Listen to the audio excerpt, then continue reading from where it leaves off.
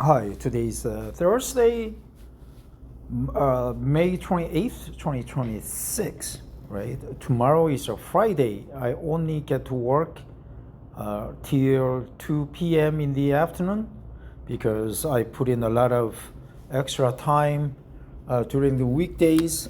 I get to spend that saved extra time to leave early for home. I will get down to Gwangju. This article is from the Wall Street Journal. Gerald Eddie Brown soared the skies. Not soared to the skies, but soared the skies for more than 3 decades, flying jet fighters for the U.S. Air Force and traveling the world as a commercial aviator. Brown saw combat in the Middle East, won medals and rose to the rank of major. Major, right? 소령, major. He became a cargo pilot, racking up more than 10,000 hours of flying time with United Parcel Service. Wow. 10,000 hours, right?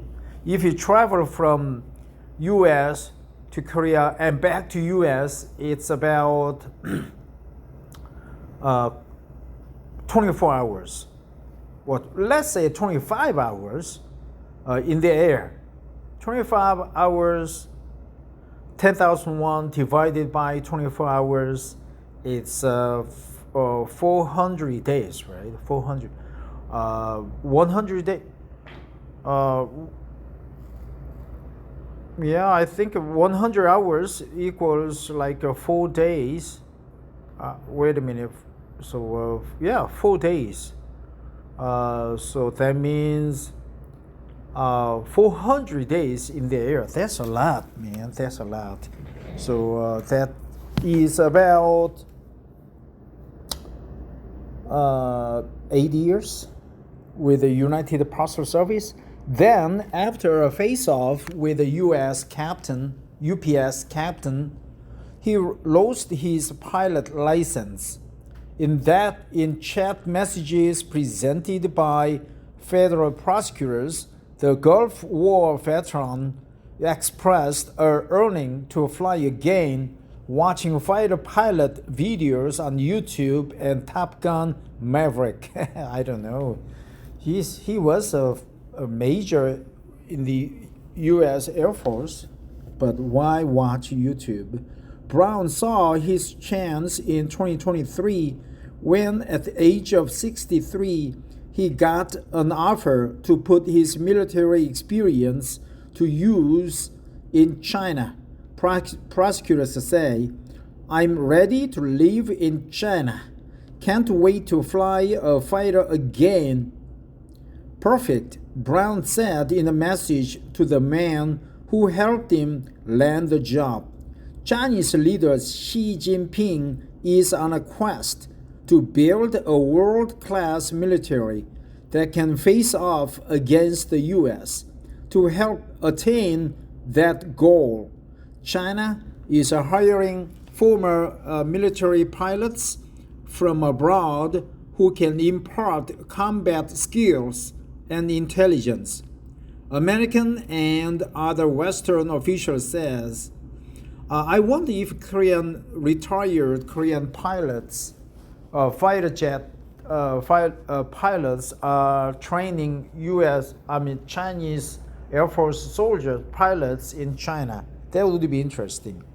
Brown's case reveals new details about how the U.S. says China is recruiting foreigners to advance Xi's aspirations, and how Washington, in response, aims to prosecute the pilots it accuses of helping Beijing.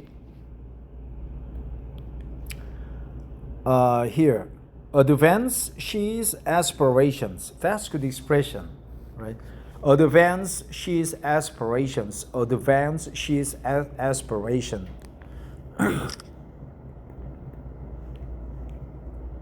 The former Air Force pilot who was allegedly recruited to train China's military. China.